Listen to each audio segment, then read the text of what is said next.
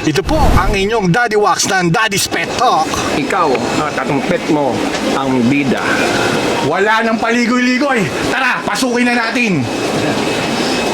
You know, sir, pwede mo bang ipakilala ang iyong sarili at kung ano ang meron dito sa pet shop nyo at name ng pet shop nyo? Sir, good morning. Ako po pala si LB Sir, ang shop owner sir ng number 4, Aqualand.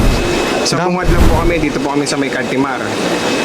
Number 4, sir. Yes sir, sa bungad po. Sir, siyempre, may mga katanungan ako, sir. Paano Sige ito po. nagsimula to, sir?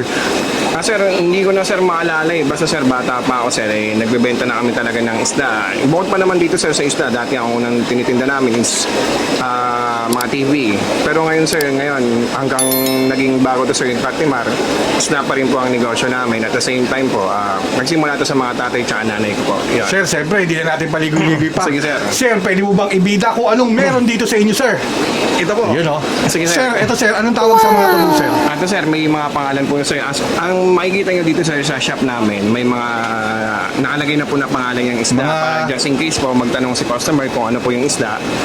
Nakasulat naman po. For example po, ito naman po. Ito po is mga short body butterfly koi. Yun, oh. Makikita nyo po is black po to. Ito naman po is red butterfly koi. Ito naman po is yung white. Ano po yung difference na dun sa butterfly koi na ordinary? Sinabi na po is short body. Sila po yung mga short body lang na hindi na po masyadong lumalaki. At the same time po, pag lumaki pa po sila is naglo-long tail pa po sila. At dito naman po sa gitna, meron naman po tayo dito mga monster fish, mga Oscar, mga super red, arwana. Ito naman po is si platinum, alligator gar. Sir, dito meron po tayong mga Oscar dito sir, mga chili red Oscar, super red arwana, silver tin po, ito po. Yan. Mas makikita nyo naman po dito is alligator gar. Yan po lahat ng dyan, pwede pong isama yan sa mga monster tank ninyo. At the same time po, back nyo po may makikita po kayong kahoy. Ang laman po sa loob ng kahoy. Ayan po. Ang tawag po sa kanila ay ganda. fire eel. Pwede nyo pong isama sa monster tank yan. Yan. Ito, basta mga Oscar, EBH. Sa baba naman po, meron naman po tayo dito. Ang tawag naman po dito is freshwater barracuda. You can call that rocket gar. Ang kinakain naman po nila, yun po yung mga maliliit na isda. Wow! Yan. Mas proceed naman po tayo dito, sir. Sa taas. Meron po tayo dito mga super red parrot. Dito naman po, mga glow tetra. Ito po, pwede pong isama to sa mga arwana nyo rin, sa mga monster fish nyo. Dito naman po sa baba, meron naman po tayo dito black diamond stingray. Ito naman po is golden crossback. Crossback. Sir, may tatanong lang ako. Sige po, sir. Siyempre, mga kalamitan, may nagtatanong sa akin, mga magkanong price po niyan? Sir, basta mga nag-range po siya sir ng black diamond stingray natin sir is 25,000. Sa crossback naman po is around ganito kalaki po, nasa 15,000. Pero lahat naman po ng isda dito sa Artimar is negotiable naman po. Ayun naman po siya. Yun, oh. Ngayon, alam nyo na kapeto ka. Sir, siyempre, naintindihan ko rin kayo. Minsan, ayaw nyo rin magsabi ng presyo. Opo. Di ba po? Bakit, sir, ayaw nyo rin magsabi ng presyo? Para alam rin nila yung mga manonood nito. Sir, hindi naman po sa ayaw po magsabi ng presyo. Pwede naman po actually magsabi ng presyo. Pero mas ini-encourage po namin si customer na laging pumunta ng Cartimar para ma-download din po ang shop. Kasi most likely para makita nila, hindi naman po kasi about sa presyo din yung isda. About sa quality din po ng isda yan. For example, makita nyo po is medyo mahal. Bakit po siya medyo mahal? Wow! Nasa quality din po ng isda yan. Kasi makita nila bakit minsan may na-encounter po tayo dyan na bakit si gantong isda nahuhuli lang to, para mas maintindihan po nila, mas ma-explain sa inyo sir na owner kung saan po galang ang isda at bakit po gano'n ang presyo niya. For Yun. example, bakit po mahal? Kasi kung marami pong klase ng stingray, may tinatawag tayo na pure black diamond. So pure black diamond is black and white. Meron naman po medyo mura-mura, mga hybrid black diamond, that's around maybe 8,000.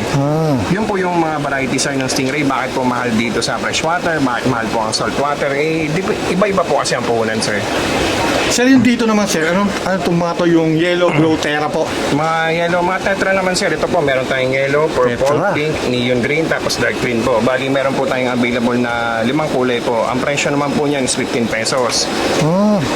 Alam mo sir, dito talagang, siyempre, aquarium man lover din ako eh. Opo sir, sige po. Ang ganda-ganda nito sir sa mga mata, no? Yes sir, sa mga nagtatanong po, minsan may na-encounter po ako, kinulayan lang po ba daw yung isda? Sir po, hindi po. Ang kulay po nila is original po talaga yan. Ang color nila, kahit hanggang mamatay na po yan po talaga ang kulay nila. Yellow, purple, pink, neon green, tsaka dark green. Sir, pwede Yun. po muna i-pause muna saglit? Yes sir. May deliver na ako. Meron naman po tayo dito ng 4 na klase ng Oscar. Makikita niyo po dito is Red Copper, Red Tiger Oscar. Copper po ito po yon. So, ang color niyo is copper talaga. Ito naman po is Red Tiger Oscar. Bakit sinabing tiger? Kasi yung katawan niya po is parang tiger na talaga. Sa kabilang side naman po, meron tayo dito ang tinatawag na Chili Red Oscar, Albino Tiger Oscar o kaya Albino Nemo Oscar. Bakit po nakaiwalay? Pwede naman po pagsama-samahin yan, sir. Ang ginawa ko lang po is siniwalay ko lang po per variety. At the same Sa madali pong i-distinguish kung ano talaga. yes, ba? ma'am. Tsaka sa mga nagtatanong po, sila ay considered as monster fish. Hindi niyo po sila pwedeng isama sa maliliit na isda kasi kumakain po sila ng maliliit na isda. Saan po sila pwedeng isama? Sa mga arwana, sa mga, basta po, monster fish Mga considered. surfish pa. Dito naman po sa baba.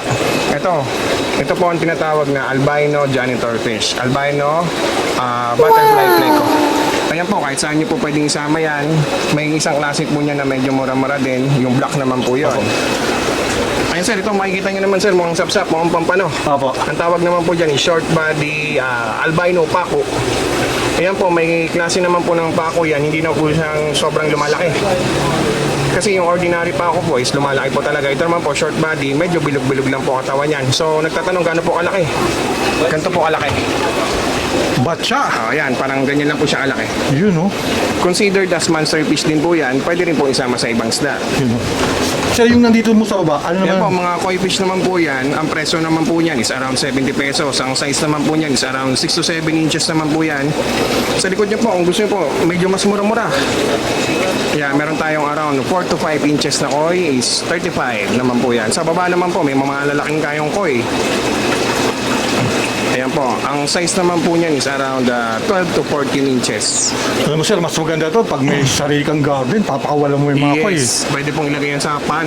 Sir, ito naman po sir. Ayan po, silver dollar naman po yan. Pwede pong isama sa mga monster fish din yan.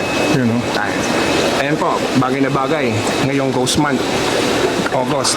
Ghost Life naman po sir, ang to. tawag dyan.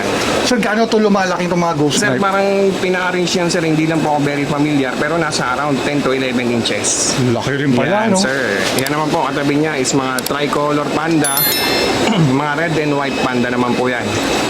Ang presyo naman po yan, sir, nag-range naman po ng 1,500. Mga Thailand oranda. Yan po, mga ordinary hammerhead. 35 pesos. Ito, sir, sa baba. Ayan po mga Chinese oranda natin, sir, mga Chinese goldfish natin. Ang tawag po dyan is Blackmore. Sa kabila naman po is red oranda. Dito naman po sa kabila is red oranda din. Sa kabila naman po is red cap goldfish. Yun, no? Siya, siyempre, meron ka pa doon sa bandang dulo. Yes, sir. Pero Opo. mas marami pa tayong dapat i-flex dito or ibida. Opo. Sir, ano yung mga pwede nilang mga mabili rito para makompleto yung pag-ano yung aquarium? Yes, sir. Ito po.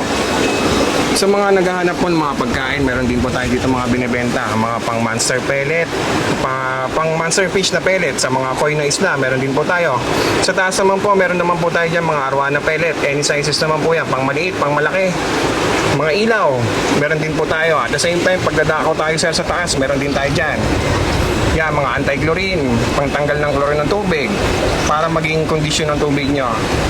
Yan Ayun talaga. po. At the same time po, pag titingnan nyo naman po dito sa may right side, meron naman po tayo dito mga accessories. Yan, mga Ayan. overhead filter. Oh, yan yung mga kailangan talaga, sir, no? Yes, sir. Lalo na yung mga first time mag-aquarium, sir, kasi siyempre, napakaganda talaga, sir. Yes po. Stressful to, sir, eh. Yes, sir. Tapos, at the same time po, sa mga customer naman po, every time po na pupunta kayo dito sa Artimar, wag po kayong mahiyang magtanong sa bibilan nyo kung pwede po bang isama to, ano po ba ang kailangan. Hindi po yung basta bibili lang po kayo. Tanong nyo po, pwede po bang isama to, ano po bang tubig na kailangan dito. At the same time, kung pwede bang isama to sa mga isda na meron kayo. Ayun po. Yun, no? Sir, pwede ba kayong ma-PM sa mga Facebook page nyo, sir? Meron po, Pwede sir. bang ibida kung anong Facebook page nyo, sir? Yes, sir. Ito po. Bali, bibigyan ko kayo, sir, ng contact number. Yun. po. Ang contact number ko naman po, ayan po siya. Ang pangalan po ng shop namin ay Robby's Aquatics. Ang location po namin is number 4, Aqualand Alley. Nandiyan na rin po ang number ko. At the same time, pag may tanong po kayo, kaya gusto niyo po magpa-ship ng ibang isda, kontakin nyo lang po ako. Yun o. Sir, paano kung nagsabi, baka pwede naman tumawad, napanood namin to kay Daddy's Pet Talk eh. Pwede po, pwede po. Yun, oh. Kahit wala po kayong kasalanan, pwede po kayong tumawad. Yan o. Sir, Ayun. siyempre, baka may gusto kong pasalamatan dyan, sir, at sa mga fans mo, yung mga talagang laging nandito, sir, na pumupunta at talagang pinupuntahan yung mga talagang napakaganda mga aquarium mo rito. Yun sir, unang-una po, thank you po kay Daddy's Pet Talk sa pagbablog po ng shop namin. At the same time, salamat din po sa mga customer na kahit bumabagyo, bumabaha, ay patuloy pa rin pong bumibili dito sa Artemar. And number one po na sinasabi ko lagi, I encourage you guys na pag pumunta po kayo ng Artemar, itour nyo rin po, pumunta din po kayo doon sa ibang shop para makita nyo rin po yung ibang isda nila kasi may mga time po na merong islang wala rin po ako dito. At the same time, meron pa po doon sa loob. Marami pa pong isda doon sa loob. Kung gusto nyo pong bumuli, tour lang po kayo dito, punta lang po kayo dito, tapos magtanong lang po kayo ng magtanong. Yun, Kung ano oh. po ang tanong ninyo. Yun lang Sir, po. ako sir, nagpapasalamat sir dahil salamat din po. ibinida mo sa Daddy's Pet Talk kung anong meron ka dito, sir. Yes, sir. Sir, Sige po. ito ulit si Daddy Wax ng Daddy's Pet Talk. Dahil dito. Ikaw, at syempre ang mga pet mo rito, ang bida. Bida. Thank you, sir. Thank you po, sir. Salamat, sir. Sa Daddy's Pet, ikaw at ang pet mo ang bida. Saya, malambing at puno ng saya.